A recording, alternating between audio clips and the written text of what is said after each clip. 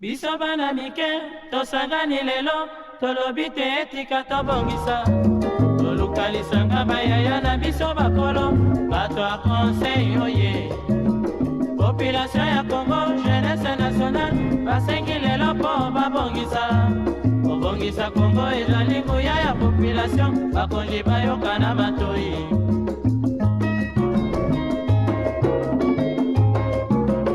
Kobongisa mboka eponi motu te, moto nyonso na mosala. Aha, tolukaki lipanda, tobongisa pe yango.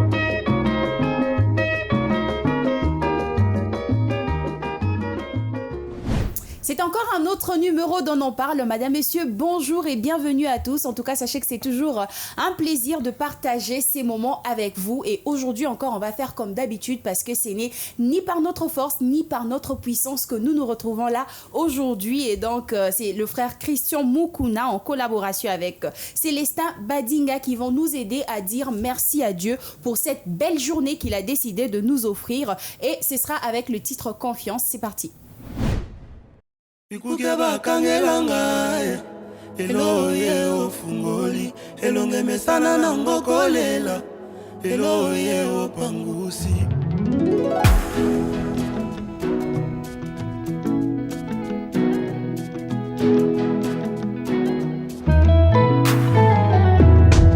Omoyo longisi bitumba nzambe okotisi ya malamu esika yokuta ya mabe Singana bilaka moto balakila Okimisi molili lelo na komi kongenga Elongi ya mawa ekomi ya kofeka nzambe Anzembele babwaka lelo bakomi koluka bango Bikukia bakagelanga Elo ye ofungoli Elonge mesana na ngokolela Elo ye opangusi Je t'ai fait confiance toujours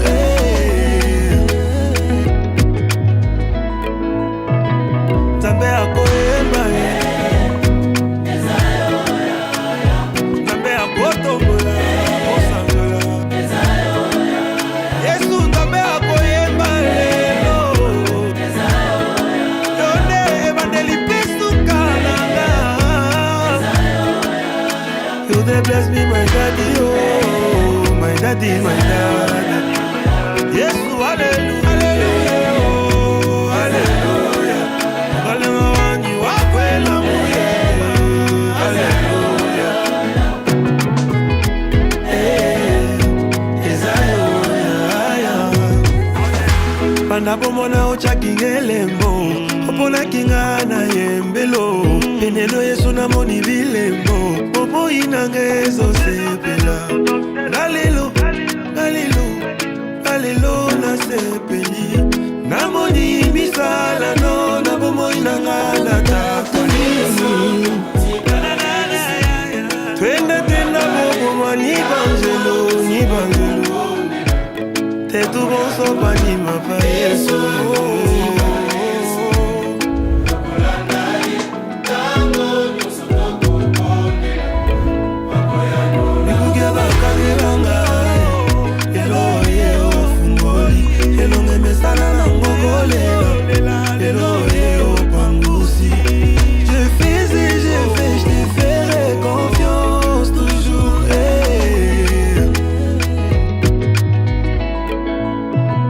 Nzambe akosanjola ezayo Yesu mopesi mabota ya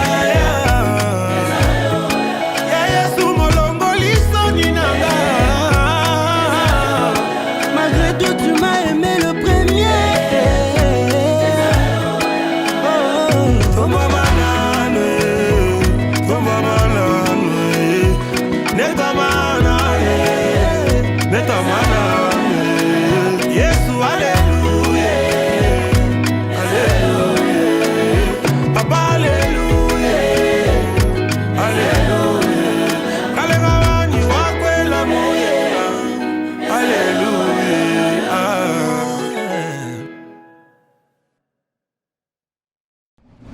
Et voilà, Voilà, ça c'était le titre Confiance de Christian Mukuna en collaboration avec Célestin Badinga, et c'est une façon pour nous aussi de dire à Dieu, je voulais dire, que nous lui faisons confiance. Sur ce plateau, je suis accompagnée de Divine et de Leïla, un peu comme d'habitude. Bonjour Divine. Bonjour Aurélie, bonjour Leïla et bonjour tout le monde qui Leïla. nous suit en tout cas. J'espère que vous allez bien. Hein? Oui, ça va. Moi, ça va de mon côté. Leïla, tu vas bien?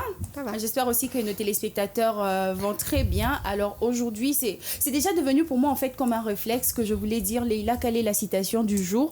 Mais non, aujourd'hui, c'est pas Leïla qui donne la citation, ce sera moi, exceptionnellement, hein, aujourd'hui. Qu'est-ce qui fait cette exception on parle de, déjà? Juste comme ça, on a décidé de le faire.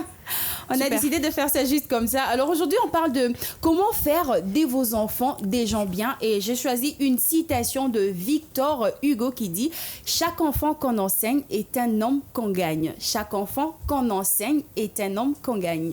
Très facile, non? Je pense qu'on n'a pas besoin de... Si, on a besoin quand Un même tout de la petit peu parce que citation. c'est pas tout le monde qui pourra comprendre tactilement, directement Ouais, il que tout faudrait quand enfant même qu'on En enseigne. fait, chaque enfant qu'on enseigne est un homme qu'on gagne. Moi, je me dis juste que cette citation montre l'importance en fait d'éduquer un enfant, de bien éduquer un enfant, parce qu'en fait, quand tu n'éduques pas un enfant, il n'a presque pas de valeur. Il va grandir comme ça, perdu et tout ça. D'où l'importance de pas seulement éduquer, mais de bien éduquer son enfant afin de ne pas le perdre. Et quand on dit pas le perdre, c'est pas dans le sens de le voir mourir, juste le voir être perdu dans la vie comme ça. Ok. Donc voilà, c'est bon Leïla?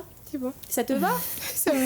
En tout cas, ça va, c'est lucide jusque-là. Ok, c'est d'accord. bon, ça va. Alors là, on va passer à l'état de lieu qui est l'étape suivante de cette émission. On va suivre et on se retrouve juste après pour entrer dans le vif de notre sujet qui est comment faire de vos enfants des gens bien. C'est parti. biso bana mike tosangani lelo tolobi te etika tobongisa tolukalisanga bayaya na biso bakolo bato ya conseil oye. De façon naturelle, tout parent ne souhaite que le bien de ses enfants. La prise en charge de ces derniers peut se faire de façon alimentaire, scolaire, sociale, morale, etc. Plusieurs pensées penchent sur l'éducation et l'instruction pour faire d'un enfant un homme bien dans l'avenir. L'éducation dans le but d'asseoir une bonne moralité et une progression mentale. Elle permet même d'améliorer la pensée positive et de distinguer les négatives, alors que l'instruction aide à enrichir et à former l'esprit, à raisonner clairement, à juger clairement l'importance relative des différentes activités dont se compose la vie humaine. Tout cela pour faire de vos enfants des gens bien au niveau des bases. Mais la réalité peut faire office de barrière, car la vie a ses dimensions qu'elle impose. L'éducation, bonne ou mauvaise, est aussi dans la rue ou à n'importe quel milieu que peuvent fréquenter vos enfants. C'est dans ce genre de cas que certains enfants se perdent, d'autres sont influencés négativement, d'autres par contre résistent et ne se laissent pas influencer à cause d'une bonne moralité. En tout cas, très rarement. Quelle est la recette pour faire de vos enfants des gens bien? Une base religieuse, instructive, éducative, nous en parlons à tous les niveaux dans cette matinale. Bato ya Congo oye, bato ya Congo oye, Kino Mason, bato ya Congo oye, Kalaka na biro, bato ya Congo oye. Nous sommes de retour et comme je l'ai annoncé avant de prendre l'état de lieu, nous parlons de comment faire de vos enfants ou encore de nos enfants des gens bien. Et là, pour commencer, j'ai envie de savoir quelles sont les caractéristiques d'un enfant. Je sais que chaque enfant réagit à sa manière, chaque enfant se comporte de sa manière. Mais là, je vais parler de tout le plan en fait. On peut prendre tout le plan et essayer de parler des caractéristiques des enfants. Ok, j'aimerais quand même commencer par le plan psychologique, au niveau caractéristique d'enfant. Un enfant, en général, c'est une personne qui a soif d'apprendre. C'est un être qui a une soif d'apprendre très débordante. Okay. Comparativement à un adulte qui a peut-être beaucoup de soucis dans la tête, beaucoup de préoccupations.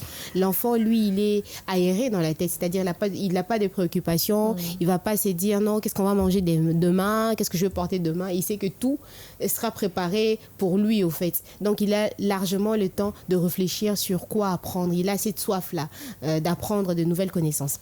Et un enfant, c'est en général un être qui est aussi curieux. Ça va dans ce sens. Quand tu as soif d'apprendre de choses, tu es également curieux de savoir comment est-ce que telle chose réagit. Et je vais prendre l'exemple des petits garçons. Lorsqu'ils grandissent, lorsqu'ils sont encore tout petits, ils sont très fascinés par des insectes ou alors par les mécanismes de leur jouet, par exemple. Moi, j'ai des enfants, des petits garçons. Quand je leur achète de jouer, par exemple, une voiture et tout ça, ils vont carrément démonter la chose pour essayer de savoir comment est-ce que ça marche, avec quoi, pourquoi, ça sert à quoi et tout ça. Ils vont carrément démonter et puis ils vont essayer de remonter ou alors de refaire la même chose que ce qui a été fait. Moi, je pense que c'est là, au fait, qu'on découvre la partie curieuse de l'enfant, c'est-à-dire la curiosité que l'enfant est en train de développer en lui. Et un enfant, psychologiquement, c'est aussi un être qui a très souvent peur des étrangers, la peur des étrangers très souvent, c'est-à-dire face à un inconnu, quelqu'un qu'on ne connaît pas, l'enfant a toujours tendance à se renfermer, à ne pas s'ouvrir par rapport à un étranger, comparativement à un adulte qui sera appelé à faire un premier pas vers un étranger pour essayer de connaître un peu plus la personne qui est en face d'elle. Et un enfant, sur le plan psychologique, c'est une personne qui a très souvent peur de la séparation. C'est vrai qu'un adulte aussi peut avoir peur de la séparation, mais pas comme un enfant. Je donne un exemple, Je donne un exemple d'un parent qui est à la maison, qui décide de sortir. Quand un enfant il est encore tout petit, il aura toujours tendance à vouloir sortir avec. Voilà. Moi, je me rappelle quand j'étais petite. Il y avait une de mes tantes qui, malheureusement, n'est plus de ce monde. Une de mes tantes qui sortait, elle restait avec nous à la maison. À chaque fois qu'elle voulait sortir, moi, je voulais venir avec elle. Et elle avait une technique pour me dire que non, voilà, va chercher les babouches et je t'attends devant pour partir avec toi et tout. Quand j'allais chercher les babouches, en revenant, elle n'était plus là, elle partait. Donc, c'est-à-dire, on a toujours cette peur de séparation. À la maison, on a toujours envie de voir les parents. Très souvent, quand les parents sortent, quand ils font un déplacement, ça affecte un enfant parce que l'absence d'un parent ou alors d'un membre de la famille avec qui l'enfant était très proche, ça fragilise l'enfant d'une certaine façon parce que c'est un enfant et la séparation à cet âge-là, enfin à un âge qui est vraiment très très bas, on va prendre peut-être de 0 à 5 ans, c'est toujours très difficile. La perception de la séparation, elle est différente d'une grande personne, c'est-à-dire l'enfant, même si 2 heures, lui dans sa tête, les années disent éternité. Vous voyez un peu. À tout moment, il sera là en train de voir papa est là, maman est là. Et puis quand vous revenez, vous voyez vraiment cet enthousiasme qu'a l'enfant de vous accueillir. Papa, maman, ou alors grande sœur, tante et tout ça. Vous voyez un peu la séparation, ce que ça fait dans l'enfant, c'est-à-dire la peur de la séparation. Et l'enfant, c'est aussi un être, là je vais descendre sur le plan physique, entre guillemets, un être qui marche, qui court, qui grimpe. C'est un être qui est hyper actif. Voilà. Il a tellement de vitalité en lui, il bouge à tout moment comparativement à un adulte qui est déjà amorti, tu marches toute la journée, tu es fatigué, mais un enfant, en tout cas un enfant qui est en bonne santé, c'est un enfant qui bouge à tout moment. C'est un enfant qui va courir, qui va marcher, qui va grimper, qui va sauter et tout ça. Il est tout le temps en mouvement. C'est un être qui est hyper actif. Très souvent, un être qui est très hyper actif. Et un enfant, c'est une personne qui apprend à s'exprimer. Parce qu'un adulte, on se dit que non, voilà, on connaît déjà les bases, on a quand même fait un long moment sur ces terres pour s'exprimer et tout ça. Mais un enfant, il est caractérisé par ces côtés où un être qui apprend à s'exprimer. C'est-à-dire aujourd'hui, il peut peut-être employer mal l'article, demain, il va quand même bien employer par correction faite par un adulte et tout ça. Ou alors la prononciation de mots qui sont peut-être très difficiles avec des X, des Y, des W et tout ça. C'est un enfant qui apprend en fait. C'est un être qui apprend à s'exprimer. C'est un être qui déborde d'imagination, un enfant. Ça, on peut se le dire. Parce que si tu as les cerveaux aérés, tu as tellement d'imagination, tu n'as pas de problème dans la tête. Ton imagination, elle est vive, elle est débordante. Ils sont tout le temps stressés par le travail. Ils sont tout le temps stressés par les travails, par le problème de la vie. Par eux-mêmes, les enfants, déjà. Par eux-mêmes aussi, les enfants se stressent, les adultes, parce qu'il faudrait savoir qu'est-ce qu'ils vont manger, qu'est-ce qu'ils vont porter, les frais à payer, tout ça, voilà, à préparer leur avenir et tout ça, ça stresse aussi les adultes, comparativement à un enfant qui est libre dans sa tête. Vous pouvez voir un enfant en train de jouer, il y a des fois des enfants qui jouent seuls, qui je sais pas moi, essayent d'échanger même de voix. Ça, c'est Qui ont des comme mon amis enfant. imaginaires. Ils ont des Là, je amis me sens imaginaires. visée. Il est seul en train Je de me jouer sens avec un peu les jouets, visée. mais vous allez entendre vraiment des intonations différentes par rapport aux voix. C'est-à-dire, lui, c'est peut-être l'oncle, c'est la Oui. maman et tout ça. Il change de voix, mais il est seul et il peut passer du temps, mais alors là, énormément du temps à jouer, de fois seul ou à deux. Vous voyez un peu à quel point je me suis sentie leur visée imagination, comme ça me rappelle des choses. voilà, leurs imaginations sont débordantes parce que l'enfant peut rester là des heures et des heures. Azaï et Moko avec des jouets, mais à inventer Une histoire, oui. à inventer carrément donc Tout un tellement scénario, d'imagination là. débordante qui pourrait pas être la même chose par rapport à un adulte parce que tu as Ça, tellement de problèmes sur mon imagination, il faut revenir à la vie normale. Ça me rends fait compte penser en fait, ça me fait penser à ma petite sœur cadette en fait qui avait une amie imaginaire qui s'appelait Bettina et je n'ai jamais compris. Bettina. En fait, je me dis juste que cette amie imaginaire c'était un arbre parce que à chaque fois qu'elle avait envie d'aller jouer avec Bettina, elle allait à un arbre là qui était quelque part de la parcelle. Parfois, ça et fait tu peur, la tu vois sais. discuter pendant des heures et des heures Je à me jouer sens comme ça avec.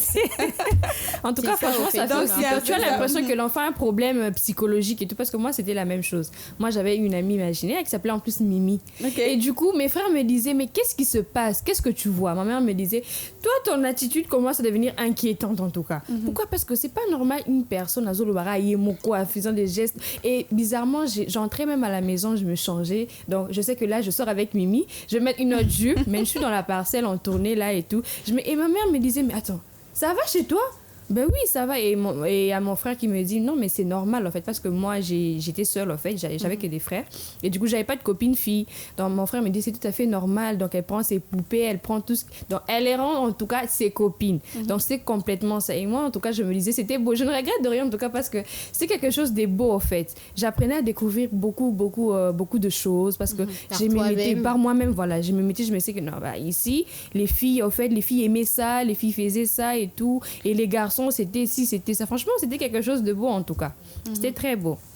Et j'aimerais quand même préciser, j'ai oublié de le faire au tout début parce qu'il y a certaines personnes qui se disent peut-être à la maison pourquoi est-ce qu'aujourd'hui on décide de parler des enfants alors peut-être que voilà, on n'en a pas encore, Divine Bien et sûr, moi. moi, j'en Et ai pas. moi, je me dis qu'il ne faudrait pas forcément avoir des enfants pour parler d'eux parce qu'on a été des enfants. On vient de donner des voilà. exemples Oui, tout à l'heure. voilà. On a été des enfants et on est entouré en fait des enfants. On Bien est sûr, des entouré nièces, des des parents petites qui cousines, éduquent voilà. des enfants et tout ça.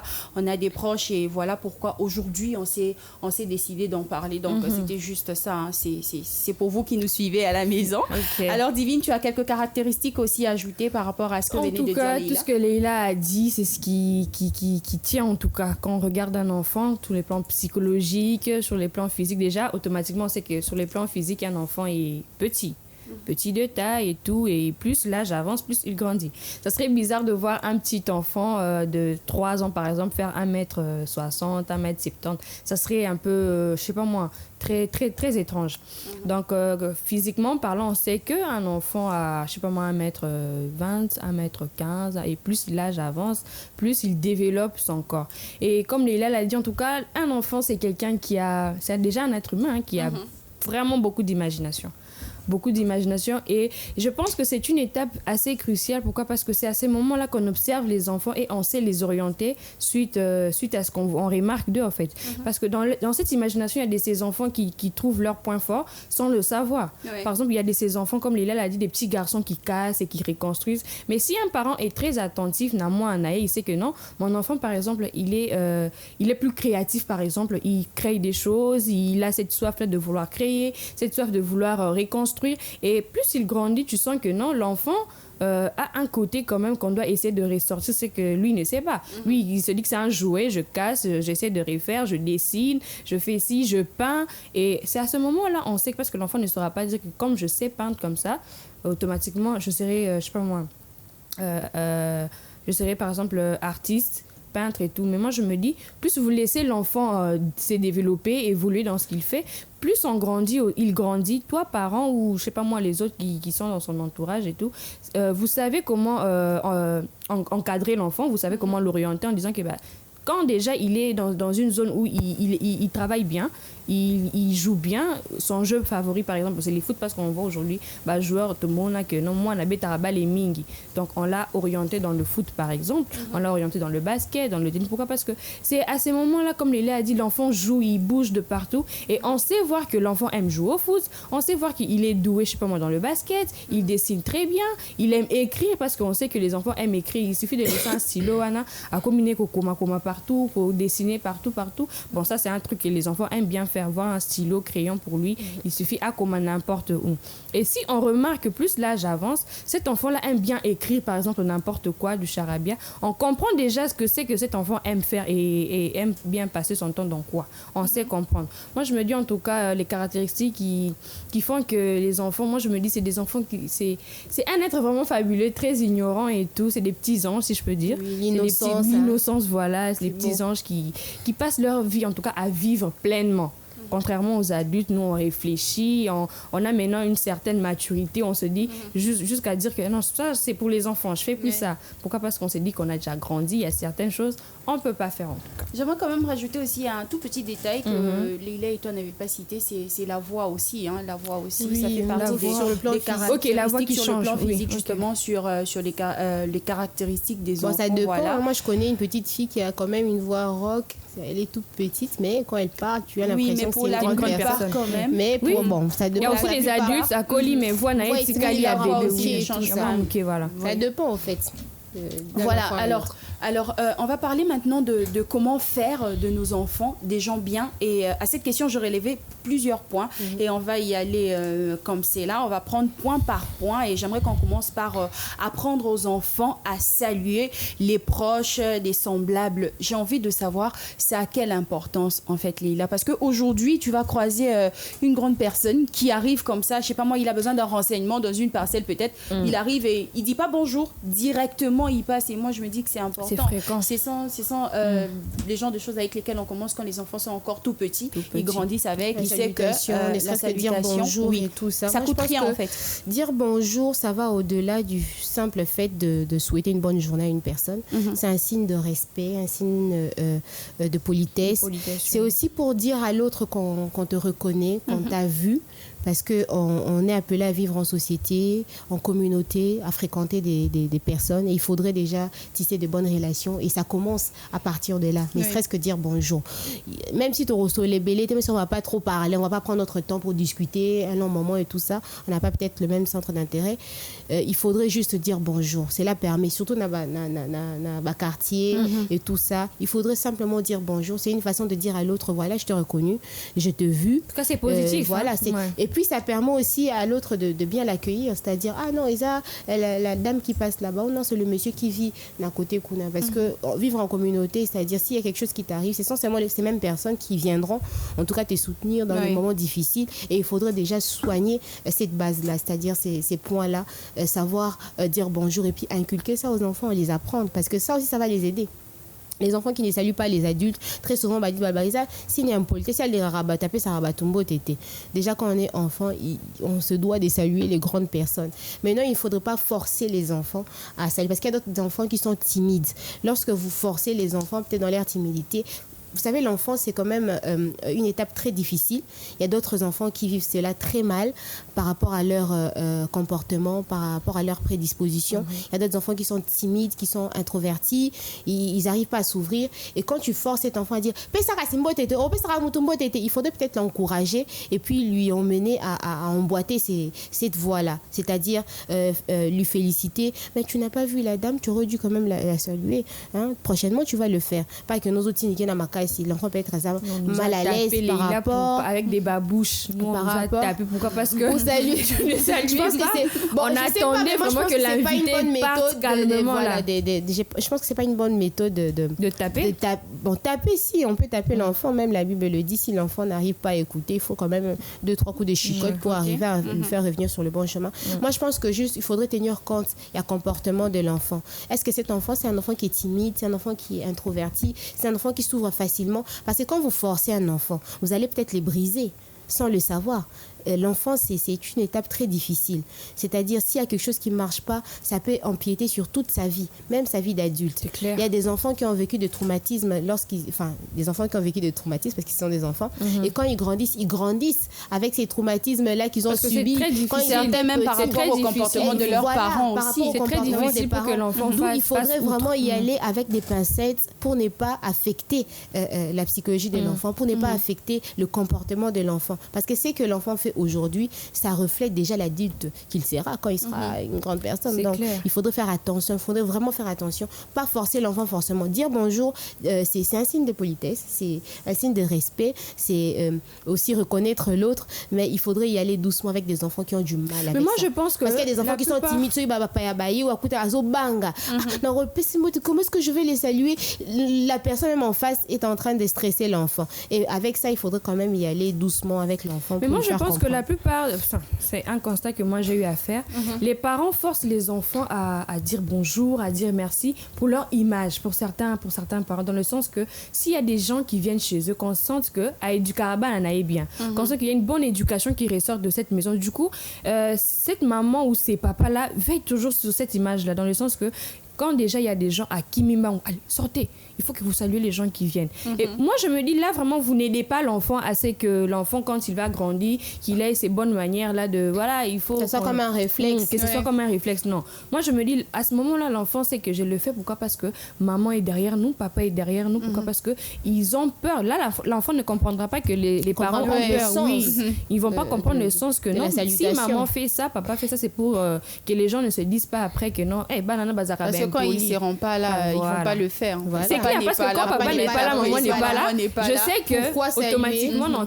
ça va m'embrouiller pour papa n'est pas là. Je peux les voir, je me dis, bah tiens, maman n'est pas là pour venir me dire, tiens, Divine, sors, va dire bonjour aux invités. Moi, je me dis, il y a la plupart des temps. Pourquoi? Parce qu'aujourd'hui, on retrouve des enfants qui ont grandi, mais bah comme tu te dis, moi, non, Zara, moi, Mka, Zara, moi, Malama, comme adolescent, tu te dis, c'est cet enfant ici que j'ai vu et tout.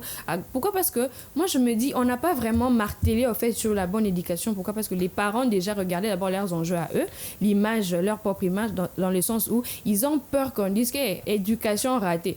Alors que l'éducation ratée, c'est pas on va pas remarquer ça dès que vous êtes l'enfant est petit. C'est beaucoup plus tard, quand la maman n'est pas là, quand les papas n'est pas là. C'est à ce moment-là qu'on saura que non, maman, je sais pas, maman Agnès, maman telle a réussi. Pourquoi? Parce que les lois Zate Bananaï, Bazaka Bana Malamu, va garder une très bonne éducation, et parce qu'aujourd'hui les parents se font insulter dehors à partir des enfants. Tu peux beau marteler, je sais pas moi, faire une pression derrière, mais du moment où tu n'es pas là quand l'enfant est dans la rue, il reflète ce que toi tu lui as appris. Et si ce que les autres tinda moi n'a par pression.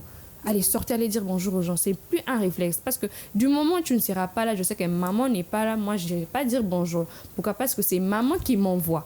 Moi, je me dis, il faut que ce soit déjà inculquer dans certains parents dans leur tête que il faut pas que ce soit d'abord, faut pas d'abord se préoccuper de l'image de ce que les autres vont dire, de ce que les autres vont penser, si je m'appelle Singambo Tété, parce que l'humain parlera toujours. On viendra chez vous là, on est en train de vous observer, on observe ta maison, on observe tes enfants, et après ils iront toujours critiquer. Et du coup, si tu t'en fais à l'idée que non, si aujourd'hui Divine ne va pas dire bonjour à maman Solange qui est venue, à papa Pierre qui est venu, c'est bien et tout, ils vont toujours aller raconter que ah non maman, maman il va pas Singambo Tété.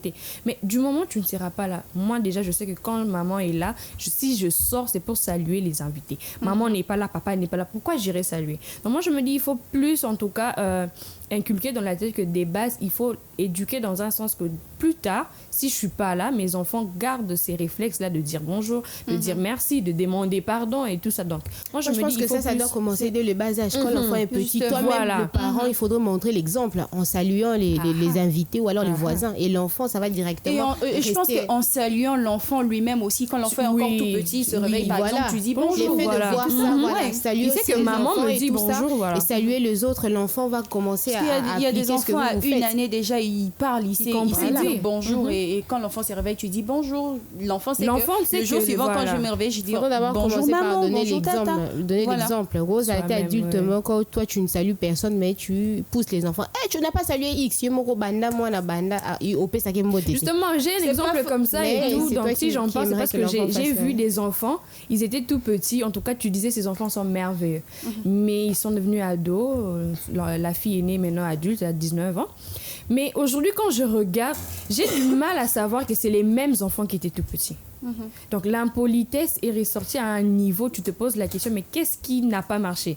Et j'ai eu à comprendre que, en fait, la maman faisait ça par image, en fait, parce que c'était une maman qui, en tout cas, la maison était une maison très hospitalière. Il y avait beaucoup de gens qui venaient à la maison. Donc, j'ai compris qu'elle le faisait pour la crainte que les gens parlent de ses enfants, parce que Basile Mbeka a 2 enfants, ou 3 enfants. Donc, elle veillait sur cette image-là, que quand les gens vont rentrer, ils disent, ah non, bana maman tel, baza bana malamu, baza basakanana baninga. Mais les enfants, ils ont grandi. Tu sens, attends, c'est des monstres, je sais pas, qu'est-ce qui s'est passé? Ils se sont transformés, les enfants deviennent des boudeurs, des boudeuses, la salutation c'est tout un problème, ils savent pas s'excuser, donc c'est vraiment quelque chose où moi j'ai compris que c'est, en fait la base, c'est que la maman ne martelait pas sur le fait que ça doit devenir un réflexe. Pourquoi? Parce que quand elle se réveille le matin, comme tu l'as dit, elle saluait pas. Elle saluait pas les enfants. Elle attendait que les gens viennent pour aller sortir, aller dire bonjour à tel. Parce que les enfants, ils absorbent et puis ils imitent. C'est en fait ça. Ouais, c'est en fait ça. Alors, il y a un autre point que j'ai eu à soulever. J'ai quand même envie qu'on parle de la médisance. Ce sont des trucs que l'on retrouve quand même. Hein? Oui, Maton, il faut bien dire ça. Un peu partout, oui. J'ai envie qu'on en parle quand même. Est-ce qu'il faudrait apprendre aux enfants à ne pas médire les gens? Ben oui, déjà la médisance, de par sa définition, c'est le fait de critiquer, de mal parler des autres. Et quel exemple on donne aux enfants lorsqu'on s'aimait, voilà. Lorsqu'on se met à critiquer en parlant mal des autres. Moi, je pense que l'exemple... Parce qu'il y a des calomnies qui entrent aussi dedans. Oui, il y a des calomnies qui entrent dedans et tout ça. Moi, je pense qu'on devrait d'abord, en tant que parent, il faudrait donner l'exemple aux enfants. Lorsque tu es un parent ou alors la personne responsable, tu te mets là en train de parler du mal des autres, automatiquement tu inculques ça aux enfants. C'est-à-dire, les enfants, au moins, ah, maman, papa, enfant, le belarakout, voisin et tout ça. Moi aussi, à mon tour, moi, je vais commencer à me dire. Parce que les enfants, ils absorbent et puis ils imitent ce que font les adultes. Jusqu'à dire que si mon papa fait ça, alors moi. Voilà, si papa ou maman font ça, c'est que c'est bien. Je peux faire ça. Un soir, carrément, tu vas voir l'enfant venir te raconter, maman, tu sais, est-ce que maman t'aime? Là, ça devient un niveau élevé. Ça sera surprenant pour ça doit te surprendre de notre société aujourd'hui. En ce moment-là, si déjà l'enfant vient pour banga, et n'a comme niveau, to comme yango. C'est ce qu'on retrouve dans comme une société, mon comme à Tongi, surtout dans le quartier, là où il y a la communauté et tout ça, dans Bamissa, là, à l'église même, il y en a. À l'église même, de fois, on est en train de me dire par rapport à X ou Y couple. Il y a là qui boit, Bana Kanisa Sukiana, Tisiko, il y a déjà 4 dimanches. Il y a même des fidèles qui vont jusqu'à parler du pasteur. Il y en a. Et c'est toi qui vas aller poser ta même tête sous les mains du pasteur pour qu'on t'impose les mains. Du pasteur pour dire que non, voilà, elle a déjà mis ses talons 4 fois. Déjà, les poutons à zonition, on a moins, déjà 3 dimanches. Beau été.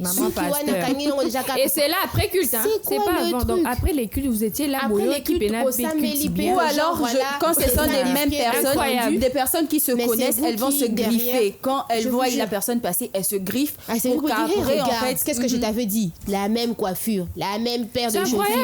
Je vous jure. Et ça, c'est quelque chose qui détruit notre société parce qu'on est en train de perdre du temps à parler des autres, à critiquer des autres. Et puis très souvent, regardez ces personnes qui prennent énormément du temps pour critiquer les autres. Eux-mêmes, ils ont encore beaucoup à faire. Mais justement, ils ont encore du fil à retordre par rapport à leur propre vie. Mais au moment où on va quand même temps. Ça, c'est quand même quelque chose qui m'étonne. Vous avez quand même le temps de critiquer les autres au lieu d'améliorer peut-être votre vie et tout ça. Tu es là à l'église en train de tourner en rang à chercher les informations. Mais ça devient mal quand ça devient une habitude, c'est-à-dire vous commencez à suivre carrément comme un livre, un vie à mon tour. Ça devient difficile au fait. Et je pense qu'il faudrait déjà au niveau des parents inculquer ça aux enfants. Être des parents qui ne restent pas là en train de médiser sur des personnes, de médiser sur des voisins et tout ça. Ça, l'enfant, quand l'enfant sera exposé à ça, sera face à ça aujourd'hui, demain, après-demain, l'enfant aussi sera appelé à répéter les mêmes choses, à faire les mêmes choses que ce que font les parents. Je pense que la meilleure des choses quand tu verras l'enfant venir comme ça, c'est de lui dire, voilà, on ne parle pas des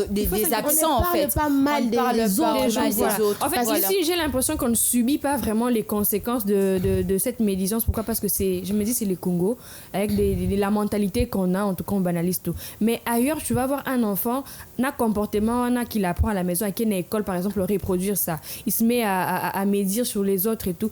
Mais les autres enfants sont frustrés. Il y a même d'autres enfants qui rentrent avec des envies de vouloir se suicider. Pourquoi? Parce qu'il y a un enfant toxique là, il y a un enfant qui est toxique. À Yewana, à Sekakanga, et regarde, ta père, elle est éclatée. Et ça, il a appris où? Chez lui, à la maison, avec ses parents. Voilà, parce que ses parents. Et là, ailleurs, on prend le temps de savoir qui t'a dit ça. C'est tel, on convoque les parents de l'enfant. Parce qu'on va pas voir, si c'est les parents, c'est les tuteurs, je sais pas moi qui, mais on va directement voir la personne chez qui l'enfant vit. On dit que cet enfant ici, si il grandit comme ça, c'est parce qu'il ressort ça de là où il ressort. Donc, chez la maman, chez papa, ou je sais pas moi, chez son tuteur. Donc, ici, on n'a pas vraiment l'impression que ça... Alors que ça affecte énormément de gens. Je connais un couple qui a failli carrément se séparer. Pourquoi? À cause de médisance des gens du quartier. C'est-à-dire que non, parce que comparer couple haut, et tout ça, regarde comment est-ce que sa femme est présentée. Mais elle s'habille toujours de façon très bizarre et tout ça. Elle n'ordonne pas la tenue, entre guillemets. Je sais pas si ça va apporter quoi dans la vie. Elle ne change pas de coiffure et tout ça. Bimaka, sola, parfum, mais je vous jure. Et la femme a entendu ça à l'extérieur et elle était malheureuse. Elle est arrivée, elle a dit à son homme que non, voilà, ne me touche pas et tout. Et comme une frustration dans non, ne me touche pas et tout ça, voilà. D'ailleurs, la femme du voisin, elle est mieux présentée que moi. Moi, je me tape, je sais pas moi, des longs trajets sous le soleil et tout ça, ma peau et tout ça est abîmé et tout ça. Mais regarde comment est-ce qu'elle est présentée. Et nous, on vient que de se marier il y a quoi, quelques mois. Et eux, ils sont mariés depuis un long moment. Mais regarde comment ils sont présentés. Comment est-ce qu'ils sont présentés? Il y a même l'inverse. Il y a de ceux-là qui disent que non, nous on a autant d'années de mariage et eux ils viennent à peine de se marier. Regarde comment est-ce qu'elle est présentée et moi je ressemble à une vieille morue et tout ça. Et ça, ce sont des trucs qui affectent énormément sans pour autant qu'on le sache. Pourquoi? Par rapport au simple fait de critiquer. Parce que la femme a entendu. Oui. Elle a entendu que non,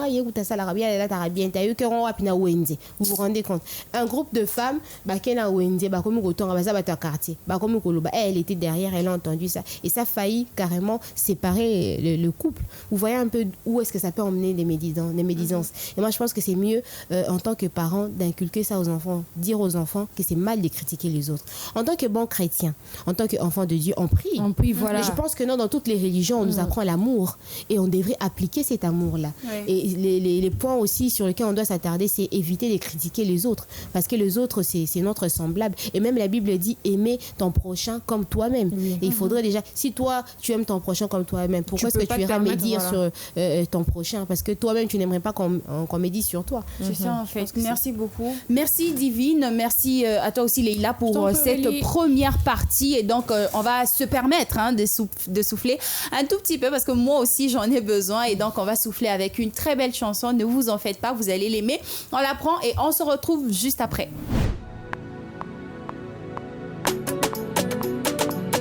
Davido, can you see me? I'm DJ Mopao. Davido, it's another lingo. Kofi, Davido, it's another lingo. Kofi, Davido, it's another lingo. Kofi, Davido, it's another lingo. Oya komi, talk your lingi, tiki tiki. Oya komi, talk your lingi, benga. Everybody, shake your body. I'm out, be this locato. Agbada is in my enemy, Keja. Tell me one thing, I gonna give you my baby. You are my sweetie, I gonna love you all my life.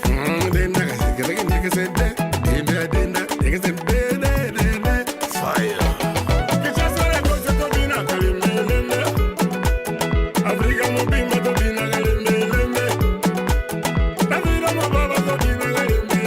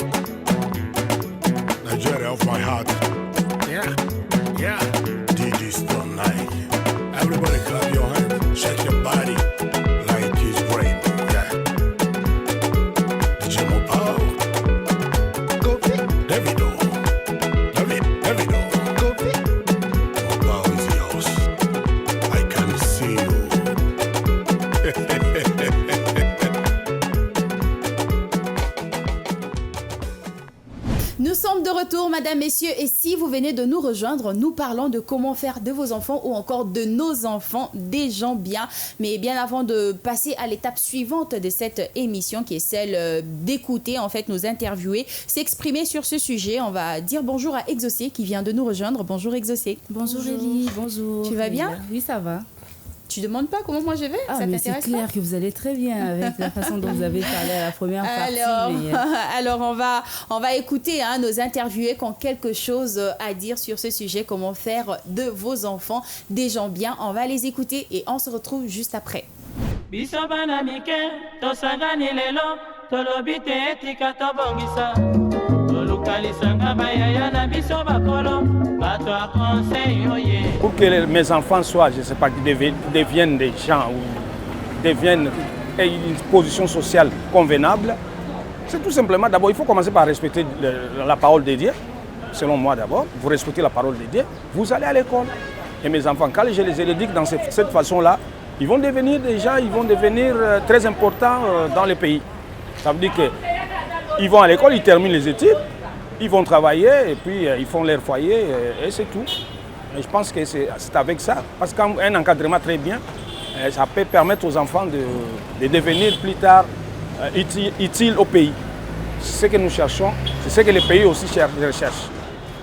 Donc c'est un encadrement très bien, renforcer aussi ses capacités et puis faire tout ce que l'enfant peut avoir, parce qu'il faut respecter aussi les droits de l'enfant. Vous ne pouvez pas continuer à éduquer si l'enfant ne suit pas les conseils là, il n'ira pas très loin. Parce que je vais balancer entre les enfants et les parents aussi. Parce que vous pouvez éduquer l'enfant pour devenir comme ça, il change de question, vous le trouvez dans la rue, pour des raisons ou d'une autre, ou par dessein d'un parent, ça peut toujours occasionner cette faille-là. Je crois que c'est ce que j'avais à dire. Ça dépend, hein, mais moi je vois plus l'aspect exemplarité en fait. L'aspect exemplarité, là je vois aussi l'environnement. C'est-à-dire dans l'environnement immédiat de l'enfant, il faut qu'il y ait vraiment des gens qui sont vraiment exemplaires. Donc là on voit déjà les parents eux-mêmes, ils doivent déjà être assez exemplaires envers leurs enfants. Et c'est la première inspiration. Et je peux aussi voir plus loin l'environnement dans lequel va grandir cet enfant.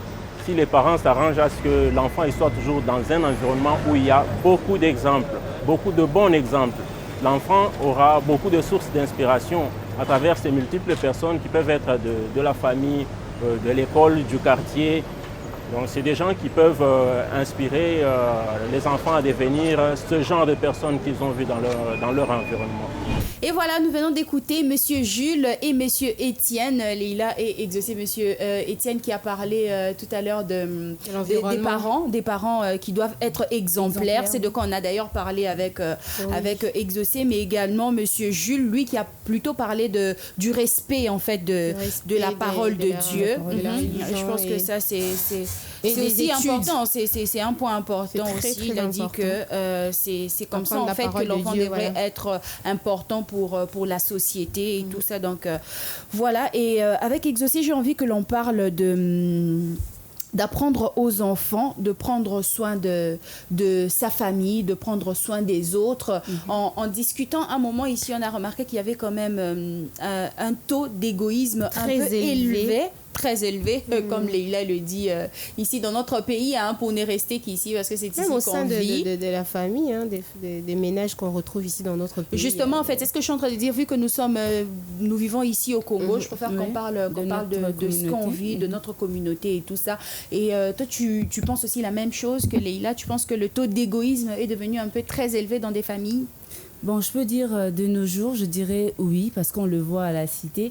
On voit à quel point Bandeko Babundara Pona Elamba, par exemple, quelque chose comme Elamba, Loro Kabila. La perruque, famille oui, Pona perruque, Mona Bandeko Bakabon, perruque n'a pas lola, tayo la tiangonde, n'a pas la perruque, pour ce genre de petites choses. Alors que prendre soin de sa famille, de ses frères, c'est un grand signe qu'il y a l'amour dans votre famille.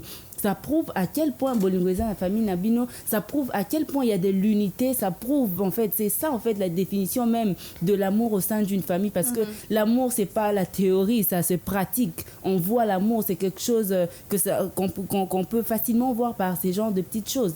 Je me rappelle, en grandissant, Chez moi à la maison, mes parents ont instauré un système où c'était que quand l'un de vous est malade, c'est l'autre qui va s'occuper des corvées de l'autre. Oui, voilà. Pas seulement les corvées des autres, mais également de s'occuper de la personne qui est malade, les médicaments, tout ça. À un moment donné, on avait l'impression que c'était une corvée. On se disait, mais là, je suis en train de jouer, je suis en train de faire autre chose. Maman m'appelle pour donner des médicaments à don. Tu vois, ça me faisait un moment... Plus j'ai grandi, plus je me rends compte aujourd'hui de l'impact qu'a eu cet acte-là que mes parents posaient quand on était petite. Aujourd'hui, ça devient automatique. Quand l'une de nous est malade, tout le monde à la maison devient malade. Je suis obligée d'être au petit soin pour ma soeur, ma grande soeur, ma petite soeur. Je suis obligée d'être là. Je me sens obligée de mettre pour elle peut-être d'arranger son bain, de préparer son bain. Je me sens obligée de manger avec elle, de me rassurer que non, voilà, je prends soin de ma soeur, elle est là, elle mange. Elle prend bien ce médicament. Elle prend bien ce médicament. Oui. Pourquoi? Parce que dès les bas âge, en grandissant, maman te dit, Exaucé, c'est toi qui vas donner le médicament aujourd'hui à ta soeur. À un moment donné, c'était difficile parce que tu te dis, je dois arrêter de faire ce que j'ai fait pour venir donner à manger ou bien m'occuper de ma soeur. Mais aujourd'hui, je me rends compte, c'est ce qui a fait en sorte que nous puissions être unis et avoir de l'harmonie et aussi de l'amour au sein de notre famille. Aujourd'hui, si ma soeur, mais peu importe les services que ma soeur peut me demander, si je sais que c'est pour son bien et tout, quand je suis libre, je peux pas me dire non, voilà, même quand je ne suis pas libre, je me sens obligée de les faire. Pourquoi? Parce que c'est comme ça que j'ai grandi. J'ai grandi comme ça et je me sens obligée, pas obligée, mais quand même servir ses sœurs. Hein, on peut le dire comme ça, dans un bon sens. Je me dis que non, voilà, c'est d'ailleurs ça, en fait, le sens de l'amour au sein d'une famille. Prendre soin des uns des autres. Et ça, c'est très important parce que tu es resté avec, et c'est cette chose-là, en fait, que tu vas inculquer aussi à mes enfants. Parce que actuellement, aujourd'hui, je comprends l'importance. Chez moi, à la maison, c'était Soki Muninga Ali était au rôle du deuxième tour. Parce qu'il y a d'autres familles, Zalara, aller deuxième tour, troisième tour, alors que Muninga Mususu, Nano Ali était bien Zaki na classe, mais il y a des jours comme il y a 2 tours, il y a Kolia. Alors que le premier tour, tu as déjà mis ce tour.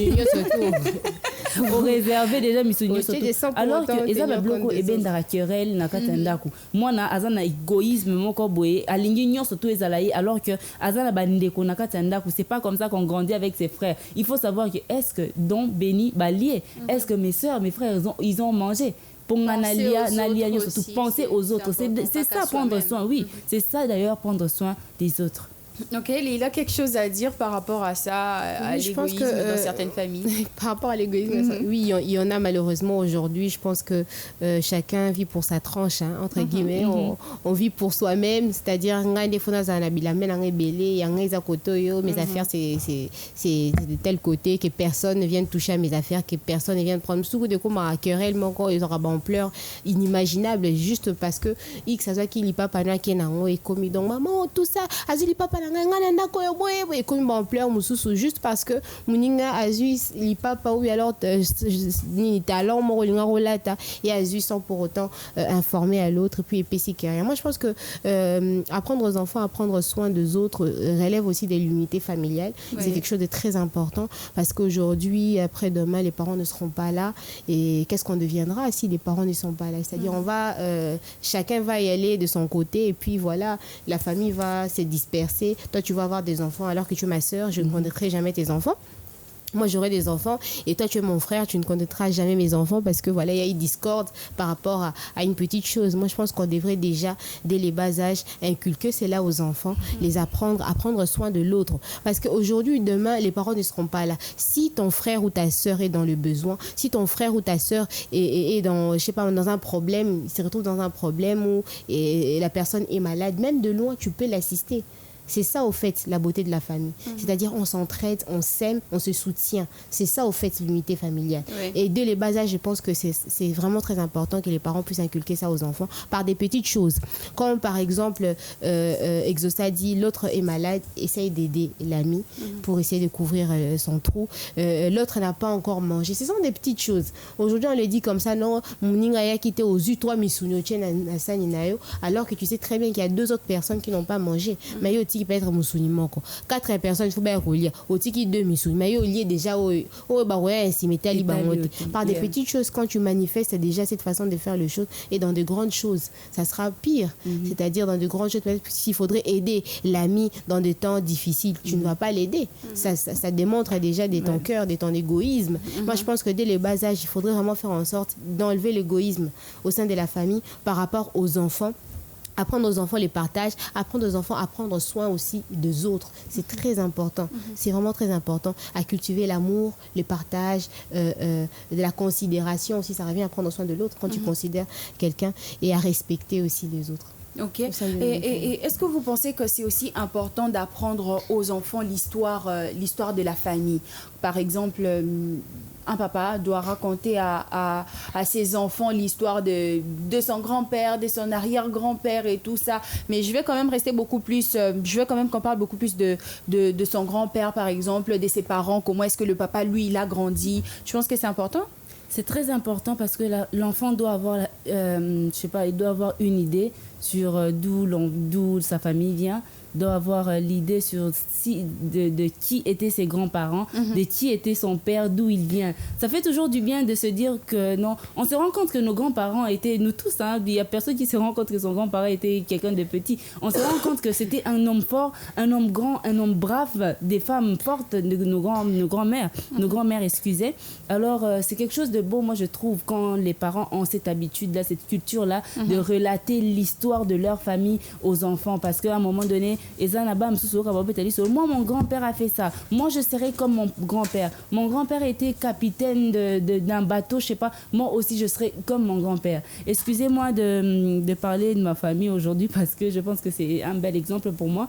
Alors, quand on était petite, à chaque fois que les parents revenaient du travail, on avait une petite séance on appelait ça histoire racontée. C'était une petite séance où on nous racontait l'histoire de notre famille. Les parents, ils avaient vraiment le temps de nous raconter, de nous parler de nos tantes. Ta tante a eu à faire ça, des exploits de toutes ces personnes-là. Et ça poussait ça nous a donné cette envie-là d'avoir de l'admiration envers nos oncles, nos tantes, bien qu'ils étaient peut-être éloignés, ils n'étaient pas dans un même pays que nous. Mais à chaque fois qu'il venait, je sentais de l'amour, je sentais que je le connaissais d'une façon un peu plus particulière, bien qu'on n'ait pas eu le temps de vivre ensemble. Mais je me disais quand même que je connais ces gens. Pourquoi? Parce que j'ai eu à entendre des histoires sur eux, j'ai eu à entendre des histoires qui, m'a permis de les connaître sans pour autant vivre avec eux.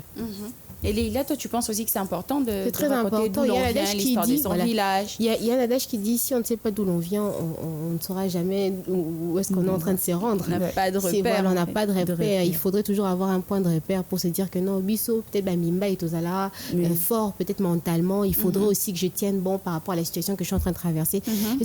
C'est toujours un bon exemple à suivre. C'est toujours quelque chose à faire, à inculquer aux enfants. C'est-à-dire, ton grand-père, c'est une histoire au fait. On ne peut pas vivre sans pour autant savoir qui étaient nos grands-parents, comment est-ce qu'ils vivaient, d'où ils viennent. Même à l'école, on nous demande ça. Si tu ne connais pas, tu es complètement largué. Tu seras là, tout le monde en train de raconter l'histoire de ses grands-parents, de ses arrière-grands-parents. Toi, tu es là, tu sais rien.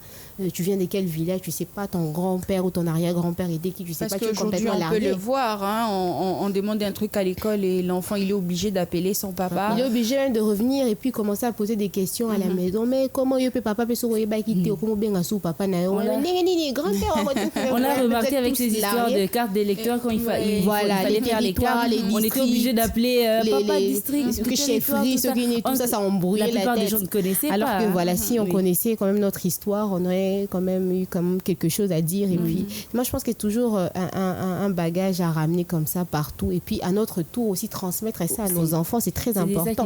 Il faudrait que l'histoire soit pérennisée dans le temps. Il ne faudrait pas que ça s'arrête. Il faudrait savoir toujours connaître d'où on vient, sa source, c'est très important. Il ne faudrait pas laisser la famille se volatiliser comme ça dans l'espace. Il faudrait qu'il y ait quand même un point de repère. Moi, je pense que c'est très important d'apprendre ça aux enfants. Ok, apprendre aussi, ça c'est un autre point, apprendre aux enfants la connaissance de Dieu ou encore la religion, parce que tout le monde n'est pas chrétien, on a tellement des religions ici. Moi, je pense que c'est vrai qu'on ne va pas pencher tout le monde sur la même balance pour dire que non, voilà, suivez cette religion et tout ça. Mais je pense que de façon générale, au sein d'une religion, on apprend l'amour. l'amour du prochain, l'amour envers Dieu. Et je pense que c'est ça aussi qui est repris au sein de la Bible, parce que moi je suis chrétienne, je prenais ce côté-là. C'est repris au sein de la Bible, c'est même le plus grand des commandements, c'est-à-dire aime ton prochain comme toi-même et aime ton Dieu. Je pense que c'est le plus grand de tous les commandements. Et si l'enfant aime son prochain, il ne va pas médire, il ne va pas dire du mal de son prochain, il va vouloir à ce qu'il y ait une atmosphère paisible partout où il passe. Et s'il aime son Dieu, il va respecter les commandements, les préceptes qu'a édicté le Seigneur au sein de sa parole qui est la Bible. Moi, je pense que c'est très important d'inculquer cela aux enfants. La parole de Dieu permet à une personne d'être beaucoup plus réfléchie. Une personne qui connaît la parole de Dieu, déjà de par le commandement qu'a instauré le Seigneur, il y a certaines choses que tu ne peux pas te permettre de faire lorsque tu es un enfant de Dieu. Tu as des limites. Et voilà, tu as des limites par rapport à tes actes, tu as des limites par rapport aussi à tes paroles, tu as des limites aussi par rapport à tes pensées, parce qu'on pêche aussi juste par la pensée. Tu as des limites par rapport à ça. Pourquoi? Parce que tu veux honorer un Dieu, tu veux faire partie de ces personnes qui vivront l'éternité après la vie sur terre. Et je pense que c'est très important d'inculquer ça. C'est une grande valeur, la parole de Dieu. Connaître le Christ, c'est quelque chose de très important. Moi, je pense que dans la vie d'un être humain. Et moi, j'ai toujours dit en fait que c'est un privilège. Voilà. Surtout quand tu connais le Seigneur, tu l'acceptes comme Seigneur et Sauveur. C'est vraiment un privilège, comme tu le dis, parce que tu es à ta place et tu as ton nom inscrit au livre des vies. Moi, je pense que c'est très important. Exaucer quelque chose à dire par rapport à ce point? Bien évidemment, je ne veux pas manquer un truc à dire là-dessus. Apprendre la religion aux enfants, c'est très important. Imaginez-vous un peu que nous puissions être dans un monde où il n'y a pas de religion, il n'y a pas de croyance. Déjà qu'il y a la religion, mais batamite mamabe basé belé bandi basé belé bato bazanga pitié na motema, ils sont nombreux. Et bizarrement, on retrouve beaucoup de mauvaises personnes à l'église. C'est quand même quelque chose. Ils sont quand même à l'église, mais l'église quand même, moi je pense que l'église fait en sorte que ces taux-là soient quand même un tout petit moins élevés. Je ne pense pas. Oui, je pense parce que à un moment, vous cherchez le monde, vous trouverez le monde à l'église. Actuellement, il y a vraiment un grand nombre de mauvaises personnes à l'église. Il y a quand même il y a beaucoup, mais on peut pas aussi dire. Moi, je pourrais dire que. Non, ça veut pas dire qu'il n'y a pas des bonnes personnes. Oui, on peut balancer il y a beaucoup de bonnes personnes. Balancer à 70, 30, je pense. Moi, selon ce que je peux dire. Les mauvaises personnes. Oui, dans l'église, dans l'église ou bien dans la religion, parce que la religion protège, ça te permet d'avoir des principes, avoir de l'amour. Et ça, mais à quoi comme maison il y a peut-être en fait, moi je me dis juste que hier encore on pouvait retrouver toutes ces personnes là en dehors de l'église, mais aujourd'hui ils viennent tous se cacher à l'église. Ils viennent tous se cacher à l'église. Chaque jour, ils sont là. Mais ils servent ces mêmes dans des départements. Et ça, c'est comment des actes que ça, la composé acte ou un soit que tu porter, je sais pas moi, atteinte à la vie d'une personne ou alors que tu as un poison, ça aussi, c'est une mauvaise chose. Bon, des fois, on a l'habitude de dire que des petits péchés, mais pourtant, il n'y a pas de petits péchés. Le fait, en fait, d'avoir de la haine contre une personne, de se dire que je préfère la voir morte. Parce qu'il y a des gens, il y a des gens qui disent ça.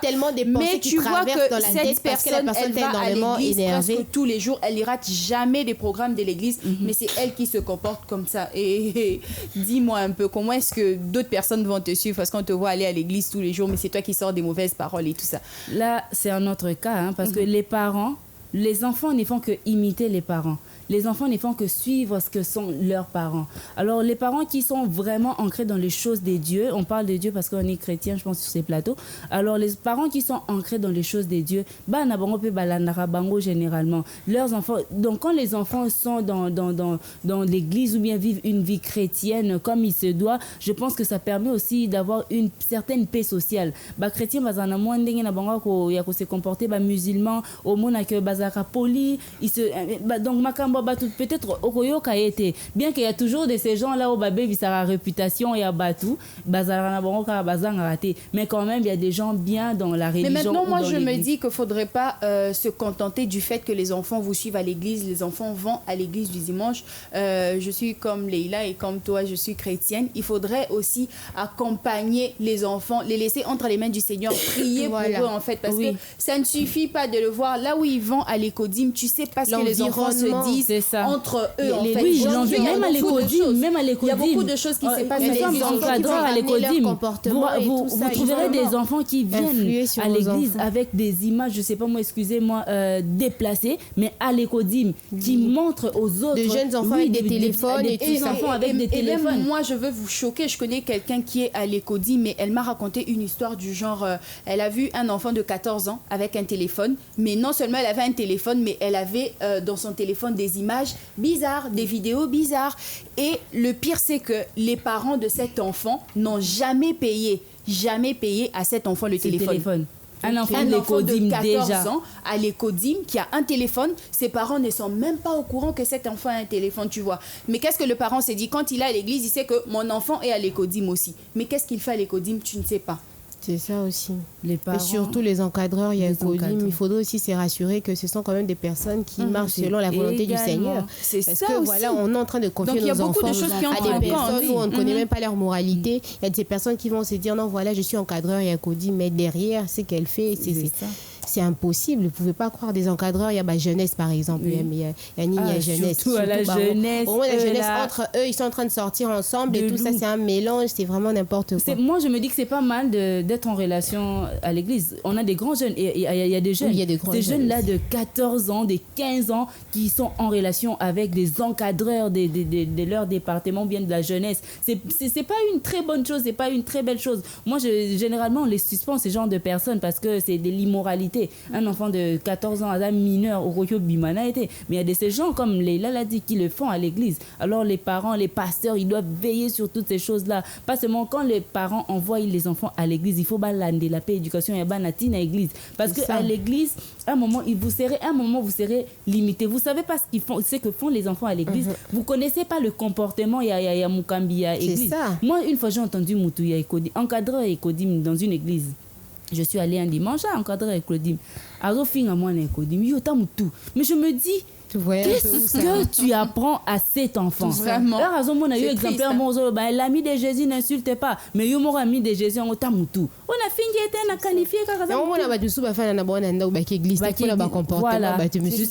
Mais moi, je me dis que ça va. Il faut vraiment rentrer encore à la source, se dire peut-être que le pasteur ou encore la personne appropriée ne doit pas mettre, je sais pas, choisir n'importe qui pour être, je sais pas moi, encadreur à l'écodime. Ou c'est pas parce que quelqu'un vient. Commencez par vous, les parents, à inculquer ça aux enfants, c'est-à-dire, je sais pas moi, commencer à leur montrer comment lire peut-être la Bible, leur laisser peut-être des versets bibliques chaque jour, en tout cas si l'enfant est déjà à même de lire. Les cultes familiales aussi, c'est important. Le matin, vous laissez les enfants. Aujourd'hui, c'est ton tour, tu vas avant de manger, c'est très important. Au moins là où vous serez sûr que ces habitudes-là, ces enfants vont pérenniser ça à leur tour, ils vont aussi apprendre ça à leurs enfants. Et vous allez maintenir en fait les 4 niveaux religion. Moi, par exemple, je connais un petit garçon qui donne la dîme. Un petit garçon. Quand on le donne, par exemple, 1000 francs, il enlève la dîme. Oh, maman enlève la dîme. Moi aussi, j'enlève la dîme. Pourquoi? Parce que cet enfant-là voit ses parents faire ce genre de choses. Il y a un pays, un exemple, mona, bana basalara, oh, parents basalara. Ce bon mona parents, maman, soko, au langue, au langue. Moi, on a pas un moment où nous avons un à langue. Pourquoi il s'est dit que mon papa aussi, il est comme ça, au bétanga, tu as gagné un temps le vélo. Pourquoi? Parce que lui-même, il fait la même chose que moi. Et je pense quand même que la meilleure des choses, ça reste la prière. La prière. La prière. Et puis être exemplaire. Les enfants qui sont boités, tout ça, c'est... Ramener même les codimes à la maison s'il faut. Un moment, vous-même, soyez des encadreurs de vos enfants, chers parents. C'est très important. Faire des partages en famille. C'est très important. Pour moi, un message, il y avait déjà que le matin, on prie en famille. À midi, avant de manger, on prie. Avant de faire ça, on prie. Des enfants, ils se retrouvent en train de manger. Ah, j'ai pas prié avant de commencer, et il arrête tout, il prie d'abord et puis après la prière nous épargne de beaucoup de choses. Toute la prière ne rate jamais en fait. Je crois que c'est la fin, il ne nous reste plus beaucoup de minutes, en tout cas s'il y en a encore quelques minutes, c'est 3 et j'aimerais qu'on parle quand même de la propreté du corps pour les enfants, ça c'est aussi important Leila, et on ne peut pas finir sans parler de ça. Je pense que c'est important aussi pour les enfants. Là aussi j'aimerais, pour aller un peu plus rapidement, étant donné qu'on n'a pas beaucoup de temps, on n'a plus beaucoup de temps, il faudra aussi prêcher par l'exemple. Il faudrait pas être un parent, tu es là, tu ne t'es pas brossé les dents depuis le matin, mais c'est toi qui envoies l'enfant. Va te brosser les dents. Je t'ai déjà brossé les dents, mais l'enfant est en train de recevoir.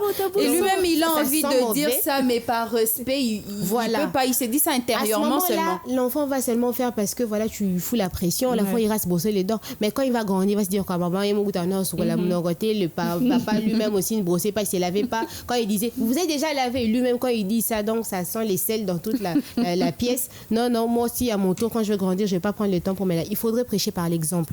Vous, en tant que parent, vous vous levez les matins, vous prenez soin de vous. C'est comme ça. Ne pas reporter peut-être le même vêtement 2, 3, 4 jours. C'est quoi? Changer peut-être aussi les sous-vêtements, surtout pour les garçons. Ça, c'est très important. Il faudrait prêcher par l'exemple. Oui, ça, c'est très important. On ne le dit pas très souvent, mais niveau garçon, c'est très difficile aussi. C'est très difficile. Vous allez voir peut-être. On a des frères. Hein? Voilà. Ils vont rester avec le même sous-vêtement 3, 4 jours successifs. Il suffit qu'ils passent quelque part là, mais ça ne va pas. Ça ne va pas et tout ça mettre le même. Il faudrait commencer par prêcher l'exemple. Montrer aux enfants que non, voilà, un sous-vêtement, il faudrait le mettre un jour, laver, nettoyer, mettre au fil. Tu es une fille, lave-toi au maximum, 3 minimum 2 fois par jour. Et tout ça, inculquer ça aux enfants. C'est laver les cheveux peut-être après quelques temps. C'est laver les cheveux. Prendre des bonnes habitudes. Sinon, tout le monde a rabattu na moto, le filmer. Pourquoi? Parce que l'enfant n'a pas appris ça. C'est-à-dire, un sou qui depuis combien de temps, et c'est là pas les cheveux. Ce sont aussi ce sont en tout cas des bons réflexes à apprendre aux enfants. Niveau vêtements ou alors soins corporels, c'est laver correctement, c'est très important. Lorsqu'on se dit qu'on n'a pas de moyens pour de parfum, un peu de citron, ça fait toujours du bien aussi. Pas seulement pour les femmes, parce que les hommes, ils aiment pointer les femmes du doigt, alors que eux-mêmes aussi, ils n'utilisent pas ça. Ça, c'est pour tout le monde, en fait. Moi, j'ai entendu un homme qui dit, moi, là, mobile et tout ça. Mobile, il faut quand même, moi, seulement robe. Non. Il y a moi, il y a tabac mobile, il veut un peu, le roman, ma casse et tout ça, parce que je suis un homme. Mais toi, la femme, il faut être comme ça, il faut sentir bon, il faut faire ceci. Alors que la propriété, c'est pas seulement pour des femmes, c'est aussi pour les hommes et tout ça. Quand on dispose, c'est tout le monde qui en dispose. C'est tout le monde qui en dispose. Et puis aussi les bons réflexes, c'est-à-dire apprendre à l'enfant dès les bas âges comment c'est laver, c'est très important. C'est vrai qu'on n'a pas peut-être le temps, on sort, on travaille et tout ça, mais il ne serait-ce que les bases. Apprendre à l'enfant à nettoyer la bouche. C'est quand même les bases. Moi, mais il n'a pas bien la bouche. Pourquoi? Parce qu'on ne l'a pas appris comment laver et nettoyer la bouche. On ne l'a pas appris comment nettoyer convenablement les aisselles pour que ça ne sente pas. Et ça va peut-être suivre cet enfant jusqu'à un âge adulte et tout ça. Ton entourage n'est pas comme on voit ça même à l'école. Les camarades, ils viennent déjà, ils sont les pipis, ils sont tous des mauvais et tout ça. Alors, ça vient pour ça, pour faire d'année été. Baninga, comme Koki, mais comme mon qui a classe. Moi, non, puis moi, qui a classe. Non, madame, à chaque fois qu'il y a dérangement, ça, madame, on doit pour ça, bête à moi. Vous savez, j'ai tellement envie de continuer ces sujets, mais je peux pas. Là, on me fait signe pour dire que c'est fini. On est en train de déborder. Donc, on est obligé d'arrêter par ici. Mais rien n'est perdu. Moi, je me dis qu'il y a encore tellement de points d'ailleurs que j'avais. Voilà, il y a encore tellement de points ici. On peut revenir avec le même sujet pour parler de certains points dont on n'a pas abordé ici. Mais pour l'instant, on est obligé de se dire au revoir. Merci d'avoir été avec nous. Merci à vous aussi à la maison de nous avoir suivis. On va donc se donner comme ça rendez-vous au prochain numéro. Et en attendant, n'oubliez pas de répandre de l'amour tout autour de vous. Au revoir.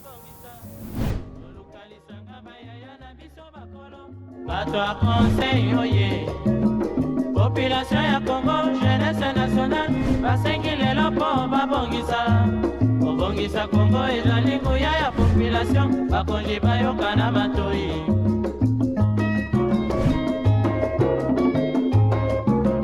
Kobongisa mboka eponi motu te. Moto nyonso na mosala.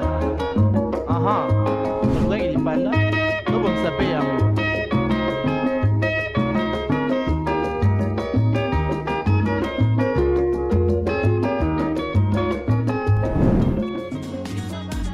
Innov TV, vivez la télé dans sa dimension créative.